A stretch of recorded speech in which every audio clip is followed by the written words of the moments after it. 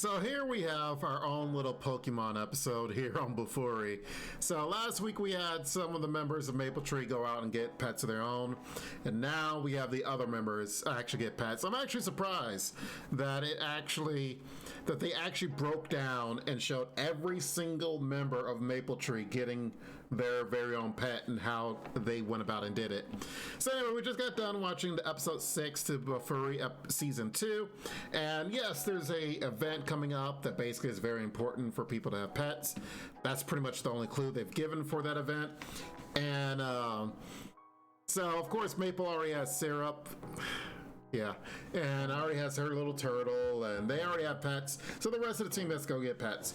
And I was like, you know what, the fact that introducing pets into this world now that everyone can get one, shoot, the ones that have pets like Maple and Sally, they should get a buff. It's like, how you gonna let everyone else? I straight up, if this was real life, people will be in the forums, they'll be on Reddit, they will be on Twitter, they'll be all over the DMs like, how are you guys gonna introduce pets and I already have one? They'll be like, so is my pet gonna be stronger because I'm grandfathered in? Oh man, people would be flaming. But I mean, hey, nothing's been said essentially on as far as the anime is concerned. I mean, I would definitely be like, so my pets already have extra levels or something, but I digress. I thought it was a funny thing I thought of when I was reacting to it, which you can see on Patreon.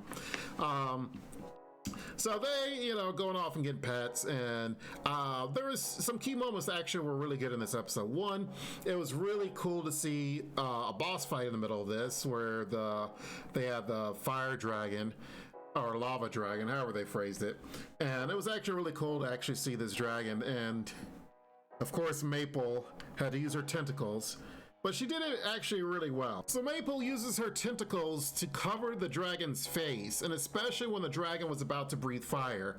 So he just wraps her around its face so it takes damage from itself, really. And then that way also she's like crushing its face as well. So she was practicing at the beginning of the episode using her tentacles, which she just recently got. And now she's already using it in battle ready, for bosses and such. So it's actually pretty interesting that she's incorporated this, which I will say that all of the power-ups that Maple does get in these episodes, which come random, but all of a sudden she gets some, she can literally just walk anywhere, and all of a sudden she finds some rare quest or rare skill or whatever.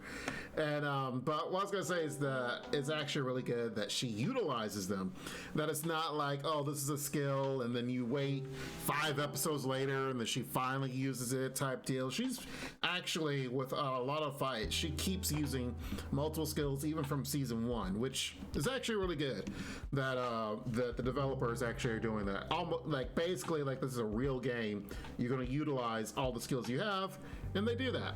So it was actually pretty cool. The boss fight in itself was really nice. I thought the dragon looked really cool. It was really animated really well. Maple does have another shield user in her group of Maple Tree, and so we kind of learned a little bit more about the way he does shielding in comparison to Maple. It's not necessarily that he holds the shield like Maple does. It's mentioned in this episode that basically whenever he takes damage, he's able to heal it back. So he does it differently from Maple. Like, Maple just raises her defenses, that makes it, very strong. But he actually holds on, like, he'll take damage and then self-heals it back up, which is actually pretty smart that they brought this up. I still wish what I was talking about in my last analysis, that they had health pools. They literally would show the health bar, so then that way we can understand. For example, we can understand that Maple is just defensive. She's super defensive. So if they showed examples of how she literally gets hit by stuff and her health bar like literally doesn't move at all, we'd be like, dang, she's like, we can understand how tough she is. Yet then, for example, in this episode, he got hit. So if we saw the health bar like, oh, dip down, and of course he recovered it back up. Now, visually, they showed, the scar, and then the scar healed up. So we kind of understood that. But we could also understand another level of like the difference in health bars. I don't know, they could give some arbitrary number, like Maple's health is like 5,000 and his health is only 2,000. But then he gets hit and it takes out, I don't know, like half his health. Then we're going to be like, oh, he's not as defensive as Maple, but then he just heals it back up. See, stuff like that you can kind of allude to in your anime or in storytelling without actually mentioning it. So it's always those little things that's like, oh, the viewer can understand how it all works and not necessarily just write it out everything or have a line in the episode like he did, essentially saying, oh, I'm different than Maple. I'm a different type of shield bearer.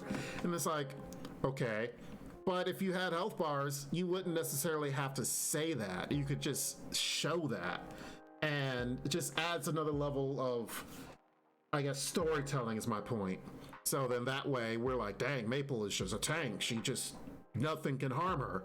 While we see another tank hero is like, oh wow, he gets injured. He's not like Maple. We can infer that ourselves instead of having it said. But hey, regardless, it's a good show, and which leads me to the bad news. Unfortunately, this was Bofuri episode 6 of season 2. Next week, episode 7 is being delayed. Due to COVID, it's going to be delayed by like 2 weeks. So we won't actually get episode 7 until the beginning of March 8th. Which is very unfortunate because it would have been awesome to actually, see, like, since everyone has pets, like, okay, we're going to go into the event now.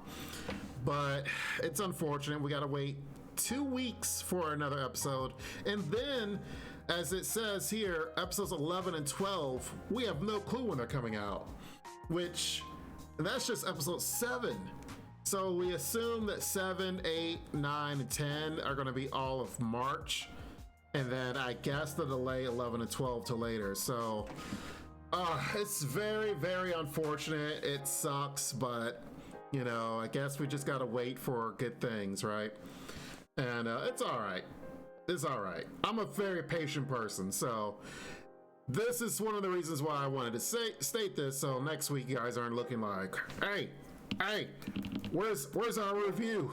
But regardless, when it comes back, we'll be back to reviewing each and every episode. But regardless of that fact, I hope you guys have enjoyed this. Please take care of yourselves, be safe, make sure you subscribe. It is free. You just press a button. That's all it is. And you'll definitely be able to see a lot more reviews coming up for other anime as well. Be safe, take care, bye-bye for now. This ain't what you want, bitch, I'm a fucking phenomenon.